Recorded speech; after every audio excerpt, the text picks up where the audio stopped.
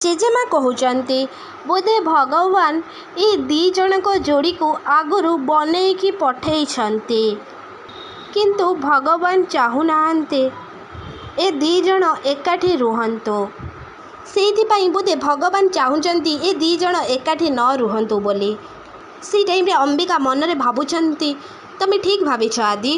ମୁଁ ନତାଶା ସହିତ ତମର ଏଙ୍ଗେଜମେଣ୍ଟ କେବେ ବି ହେବାକୁ ଦେବିନି।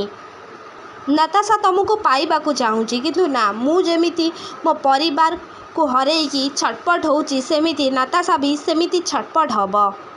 ସେ ମୋର ନିଜ ଭଉଣୀ ହେଇକି ମୋତେ ଧୋକା ଦେଇଥିଲା ନା, ଆଉ ଏବେ କିନ୍ତୁ ମୁଁ ତାକୁ ମୋ ଫ୍ରେଣ୍ଡ ବନେଇ ନେଇଛି, ଆଉ ଏବେ ଧୋକା ଦେବା ପାଳି ହେଉଛି ମୋର। ସେଇ ଟାଇମ୍ରେ ଅମ୍ବିକା ଏମିତି ମନରେ ଭାବିକି ଯେତେବେଳେ ଆଦିଙ୍କ ପାଖରୁ ଯାଉଛନ୍ତି ସେଇ ଟାଇମ୍ରେ ଆଦି ଅମ୍ବିକାଙ୍କ ହାତକୁ ଟାଣିକି ଧରୁଛନ୍ତି ଆଉ ଅମ୍ବିକାଙ୍କ ସହିତ ଡ୍ୟାନ୍ସ ବି କରୁଛନ୍ତି। ସେଇ ଟାଇମ୍ରେ ଘର ଲୋକ ସମସ୍ତେ ଆଦି ଆଉ ଅମ୍ବିକାଙ୍କ ଡ୍ୟାନ୍ସ ଦେଖିକି ତାଳି ବଜାଉଛନ୍ତି ଆଉ ଖୁସି ହେଉଛନ୍ତି।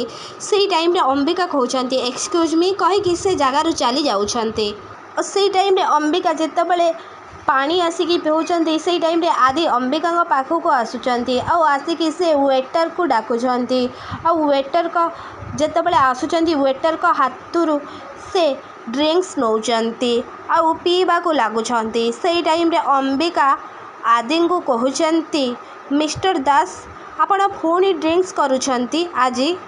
ଆଦି କହୁଛନ୍ତି ୟେସ୍ ମିସ୍ ଅମ୍ବିକା, କାହିଁକିନା ଆ ଛଡ଼ା ଆପଣ ଆଉ ମୋ ପାଇଁ କିଛି ବି ଅପସନ୍ ଛାଡ଼ି ନାହାନ୍ତି। ସେଇ ଟାଇମ୍ରେ ଅମ୍ବିକା ଆଦିଙ୍କୁ କହୁଛନ୍ତି ମିଷ୍ଟର ଦାସ ଆପଣ ଏମିତି ଚାହିଁବା ବନ୍ଦ କରନ୍ତୁ। I am feeling uncomfortable. ସେଇ ଟାଇମ୍ରେ ଆଦି ଅମ୍ବିକାକୁ କହୁଛନ୍ତି ଅନକମ୍ଫର୍ଟେବଲ୍। ସେଇ ଟାଇମ୍ରେ ଅମ୍ବିକା ଆଦିଙ୍କୁ କହୁଛନ୍ତି ମିଷ୍ଟର ଦାସ ତମେ ବହୁତ ଭଲ ଭାବରେ ଜାଣିଛ ଆପଣ ଯେଉଁ ସବୁ ମୋ ସହିତ ବିହେଭ୍ କରିଛନ୍ତି ସେସବୁ ମୁଁ କାହାକୁ ଏପର୍ଯ୍ୟନ୍ତ କିଛି ବି କହିନି। ଆପଣ କ'ଣ ଚାହୁଁଛନ୍ତି କି ମୁଁ ସମସ୍ତଙ୍କ ଆଗରେ ସେ ସବୁ ସତ କଥା କହିଦିଏ ବୋଲି ଯାଇକି?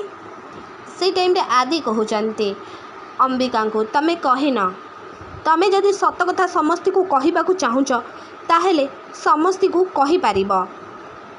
ଆପଣ କ'ଣ ଭାବୁଛନ୍ତି ମୁଁ କ'ଣ ଆପଣଙ୍କ ଧମକକୁ ଡରୁଛି? ଯାହା ବି କରିବାକୁ ଚାହୁଁଛ କର, ଓକେ, ଆଇ ଡୋଣ୍ଟ କେୟାର।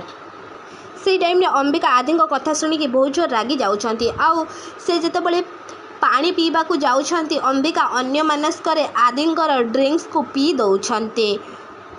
ସେଇ ଟାଇମ୍ରେ ଆଦି ଏସବୁ ଦେଖିକି ଅମ୍ବିକାଙ୍କର କାନାମା ଅମ୍ବିକା ଆଦିଙ୍କ ଡ୍ରିଙ୍କସ୍ ନେଇକି ପିଇ ଦେବାର ଆଦି ଦେଖିକି ଆଦି ଅମ୍ବିକାକୁ କହୁଛନ୍ତି ଆରେ ମିସ୍ ଅମ୍ବିକା ଆପଣ ଏ କ'ଣ କଲେ? ସେଇ ଟାଇମ୍ରେ ଅମ୍ବିକାଙ୍କୁ କିଛି ଗୋଟେ ଫିଲିଂସ୍ ହେଉଛି ଆଉ ତାଙ୍କୁ ବହୁତ ଜୋର କାଶ ହେଉଛି କିନ୍ତୁ ଅମ୍ବିକା ଜାଣିନାହାନ୍ତି ଯେ ସେ ଆଦିଙ୍କ ଡ୍ରିଙ୍କସ୍କୁ ପିଇ ଦେଇଛନ୍ତି ବୋଲି। ସେଇ ଟାଇମ୍ରେ ସେପଟେ ପୃଥିବୀଙ୍କର ଜଣେ ଲୋକ ପୃଥିବୀଙ୍କ ପାଖକୁ ଫୋନ୍ କରୁଛନ୍ତି। ଯିଏ ନତାଶାଙ୍କ ହାତରେ ଯିଏ ଚିଠି ଦେଇଥିଲେ ସେଇ ଲୋକ ପୃଥିବୀଙ୍କ ପାଖକୁ ଫୋନ୍ କରୁଛନ୍ତି ଆଉ ପୃଥିବୀକି କହୁଛନ୍ତି ଭାଇ ଆଉ 1 ମିନିଟ୍ ପରେ ଲାଇଟ୍ କଟିଯିବ। ସେଇ ଟାଇମ୍ରେ ପୃଥିବୀ ତାଙ୍କ ଲୋକଙ୍କୁ କହୁଛନ୍ତି ଓକେ ଠିକ୍ ଅଛି। ସେଇ ଟାଇମ୍ରେ ଆଦି ଅମ୍ବିକାକୁ କହୁଛନ୍ତି ତମେ ଠିକ୍ ଅଛ ତ ମିସ୍ ଅମ୍ବିକା? ସେଇ ଟାଇମ୍ରେ ଅମ୍ବିକା କହୁଛନ୍ତି ହଁ ମୁଁ ଠିକ୍ ଅଛି। ସେଇ ଟାଇମ୍ରେ ଆଦି ଅମ୍ବିକାକୁ କହୁଛନ୍ତି ମିସ୍ ଅମ୍ବିକା ଏଇ ନିଅନ୍ତୁ ପାଣି ଟିକେ ପିଇ ଦିଅନ୍ତୁ। ତାପରେ ଆଦି ତାଙ୍କ ନିଜ ହାତରେ ଅମ୍ବିକାଙ୍କୁ ପାଣି ପିଆଇ ଦେଉଛନ୍ତି। ସେଇ ଟାଇମ୍ରେ ଘର ଲୋକ ସବୁ ସେ ଜାଗାକୁ ଚାଲି ଆସୁଛନ୍ତି ଆଦି ଆଉ ଅମ୍ବିକାଙ୍କ ପାଖକୁ। ଆଉ ସେଇ ଟାଇମ୍ରେ କରେଣ୍ଟ ହଠାତ୍ କିଣି ଚାଲି ଯାଉଛି। ତାପରେ ସମସ୍ତେ କରେଣ୍ଟ ଯିବାର ଦେଖିକି ବହୁତ ଜୋର ଡରି ଯାଉଛନ୍ତି। ହଁ ଦର୍ଶକ ବନ୍ଧୁ, ମୋ ସିନ୍ଦୁରର ଅଧିକାର ସିରିଏଲରେ ଆପଣମାନେ ଏମିତି କିଛି ଦେଖିବାକୁ ପାଇବେ।